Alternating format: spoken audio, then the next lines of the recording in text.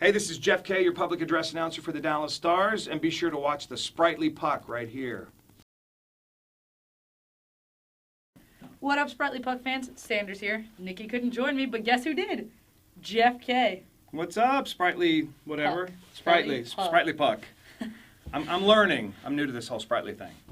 When you come to the arena, you hear my voice bringing out the team and calling the penalties and the goals and the power play and all that stuff. That's me. And for those of you who are extra special and might get to hang out in the penalty box, you get to hang out with Jeff K. Right, so pregame we have the warm-ups where fans get to stand in the penalty box. In fact, Sanders, you got to do it. It's a lot of fun. It's a really cool, unique angle down there. Yeah, I like it. I got some pretty cool footage that we'll actually tack on in this after the interview for you guys to see. Yeah, and there's a lot of fun bits, too, during warm-ups. If you come to a lot of Stars games and you kind of follow along with what the guys do. A lot of them, you know, they have these rituals. They have to do it every warm-ups. Guys like Jason Spezza or Antoine Roussel, so we put these targets up on the glass. I got to put one up. Right. One of my off-ice officials brings these targets for every game, and we tape them up on the windows of the glass right in front of us. And I swear, I think Spezza doesn't aim for the targets. He wants to put it right through my skull. But no, Roussel will aim for the targets. Spezza will aim for the targets. Now, this season, not only do we get the glove bump from Kari, when Kari starts, not when he's backing up, he'll come by the PA booth area and he'll fist bump the glass.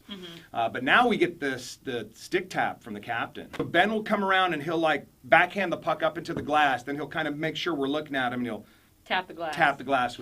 Let's see. Somebody gave us an ice shower. Yeah. Oh, Vernon Fiddler does this thing where he runs as fast or skates as fast as he can, comes right up to the glass, and then hockey stops, and it creates this shower of snow. And it was fun. Kids love that. Yeah. Sander just barely tall enough to look over the edge. Just love it. Oh, look at that. I'm not that short. And Jason Demers, was Demers suspended the games you were there? No. So every game Jason Demers tosses a puck to the cutest, smallest, usually a kid, or in Sanders' case, Sanders. So Demers, what he does is, again, he'll come right up to the glass of the penalty box or the PA chair area, and he'll turn his back and hit the glass, and then he'll pick up his puck and he'll look to the people inside the glass, and he'll toss it, but then he won't let it go. Yeah, he'll fake you out. He fakes you out, and then he tosses it. Warm-ups is a lot of fun. You should come and get there early, 30 minutes before face-off. And one thing I learned when I sat in the penalty box with Jeff is waving at them doesn't really get their attention. That has the opposite effect. It actually makes them not look at you at all. Yeah, if you're one of those people that has to bang at the glass and try to get their attention, they don't care. They don't go for that. No. Act like you've been there and you'll probably get more attention than you deserve. I mean, we're talking about the home crowd. Yeah. Now, if these guys travel, let's say, to Boston, and they find a girl with a sign that says Sweet 16. And all I want is to see Tyler. Yeah, there's probably a good chance Tyler's going to toss a puck to you. How long have you been employed by the Stars? This is my 10th season working with the Dallas Stars. Has there ever been a game that you've missed? No, but you came to a game last season when I had bronchitis that one game. That was not fun. What do you do when you're not working for the Stars? My day-to-day job is in radio. I've been in radio for about 27 years now, since 1988. I wasn't even alive yet. Yeah, thanks. But no, I do afternoons on the classic rock station. It's called Lone Star 92.5, 3 to 7 p.m., Monday through Friday. Are you married? Yes. Do you have any children? Yes. How many? I have one daughter. How old is she? She'll be 24 on November 17th. Yeah, and she's going to be a veterinarian. She's down at the Texas A&M Vet School, and she's got about 6 months left before she gets her official doctorate of veterinary medicine. That's super fancy. Mom and I are very proud. Yay. Now, you have an adorable pet, do you not? Oh, yeah. Let's talk about your adorable pet, Jeff. We actually have 3 dogs at the house. Once our daughter moved up and out and moved down to Aggie Land, Mom and I were empty nesters, so we kind of replaced that with little, I don't know, lap dogs, so to speak. And then I have a Pomeranian. Nothing wrong with guys having Pomeranians, right, guys? My Pomeranian's name is Gabby because she never shuts up. She just barks, barks, barks, barks, barks. I like to put pictures of her up on Instagram. If you follow me on Instagram at JeffKNet, you will see lots of pictures of my Pomeranian. I'm thinking if my Instagram feed was just about Gabby and I didn't put a bunch of hockey and rock and roll pictures in it, I'd probably have 1 million followers for her. Make her own Instagram. That's too much work. I think the Instagram feed for me is probably the one that is most revealing of me. Because if Yeah. you follow me on Twitter at JeffK_stars, it's strictly hockey. I'm representing the team, and I want to, be that person. Right.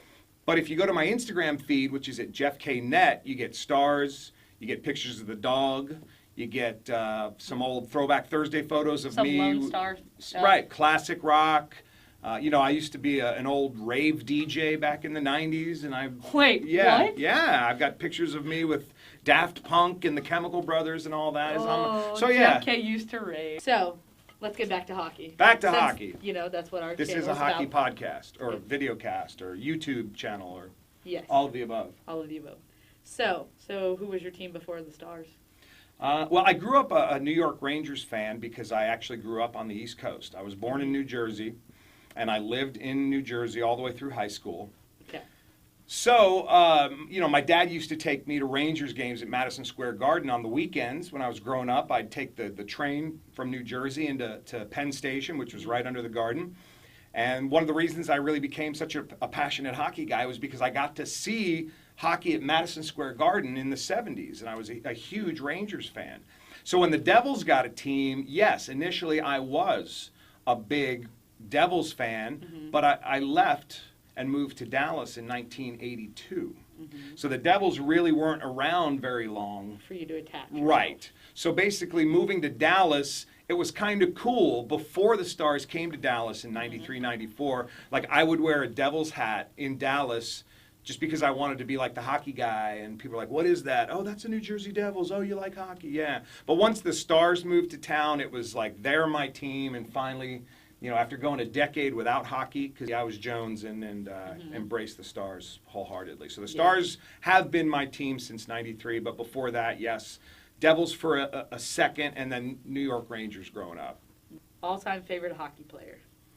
All-time favorite hockey player is Mike Modano, without a doubt, 100%. From the minute I became a season ticket holder and, the season the Stars moved to Dallas, even to this day, Mike and I kind of have this relationship where I've always admired what he was able to achieve on the ice, and anytime that I would hang out with Mike, he'd always want to know about being like a radio DJ. So, if we had the time back in the 90s, I had him up on the edge a couple of times, and then when I moved down the dial to 93.3, he did a radio show with me, and then that's kind of how I got started working with the Stars, is because they knew me as the radio guy who loved the team, who was a season ticket holder, who had Mike Modano on the radio. And so that's why it made sense for me to take over as music director in 2005. But we see each other in the hallway at the American Airlines Center. We'll always stop and catch up. But there's some old radio shows that I have of Mike Modano, hanging out with me, and he wants to be Mr., alternative rock radio DJ. Have you gone to any away games? I have. From 2006 to late 2007, I actually worked with the Dallas Stars full time. I was in their front offices. Wow. Yeah, I was kind of working in their multimedia department. I helped start their MySpace pages. So at that time, the Stars asked me, would you be interested in seeing, other game presentations, how other arenas do it? And I was like, yes. So I actually got to ride on the charter flight to Minnesota to see the Wild, the Stars versus the Wild, and I got to do like kind of morning skate, and I got to see how they travel on the plane, and I got to watch from the press box, and got to hang out in the locker room. And if you dig deep on my YouTube channel, I've got some video segments of me kind of hanging out on the team plane, and we also did a segment in Minnesota, kind of a behind the scenes what the trainers and like Sudsy and his staff do, getting the team ready for a game. That's awesome. So what would you say has so far been the highlight of your career with the Stars? I mean, there's a couple. It's hard to pick one. Well, my first ever goal call as a public address announcer was Jaromir Jagr from Brendan Morrow. That's awesome. I got to call Connor McDavid's first goal. You did? I do believe someone by the name of Jason embarrassed Connor McDavid's first goal with a hat trick. Oh, yes. Yes. I got to be a part of the Mike Modano retirement ceremony, which was a lot of fun. That was a cool game. I will say this.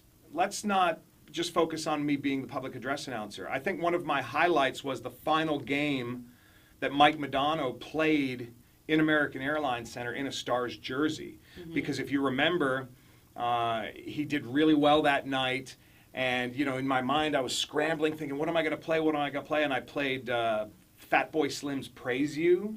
And it just, that song with him, and he was tearing up and skating around and waving, and it just kind of all came together. And that, for me, was a very proud moment because I was kind of able to be a part of it without getting in the way. And and then, of course, being there in 2008 when Brendan Morrow scored in the fourth overtime against San Jose. That was crazy. That was crazy, yeah. You get to work with Groobs. I do.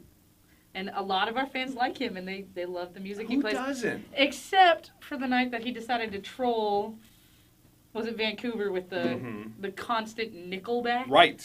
I thought the bit was great. Here's the thing. If the team cooperates, if the Stars do well on the ice, or we win a game, whatever the bit was in the arena is always that much better, that much funnier. Look, if Vancouver wins that game, we're not going to see the type of success or the type of, you know, viral marketing or social frenzy we saw with that, because it would almost backfire. The headline would be, Groobs gets what he deserves for playing all that Nickelback. Vancouver really showed him. But, you know, the fact that we won and Nickelback and we came back to win, so now it's hashtag Nickel comeback. Oh, it's the greatest thing ever. Jeff, your team intro was great. Groobs, the music was wonderful. We always hear that after we win. You know?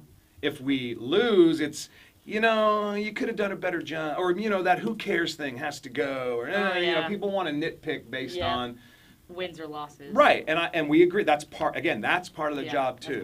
What kind of team shenanigans have you seen while you were walking through the tunnels? Or I mean, they love to play that soccer game, that like hacky sack soccer. I've seen it where there's probably been 20 guys standing in a circle, and I think what it is I think it's like hacky sack. You kick, and then if you kick it and you miss it, then you're out. Yeah. And so then you stand on the side and you watch, and then it kind of keeps going until there's like 2 guys left. Yeah. And then one guy drops it or misses it, and then there's a winner each time. But that's kind of fun. Yeah. And I like to see that kind of team bonding or whatever. Yeah. So we saw Devin Shore kind of get stranded in Boston. That's a good bit. That is a funny bit. But most of them know it's coming. You have a watch party coming up.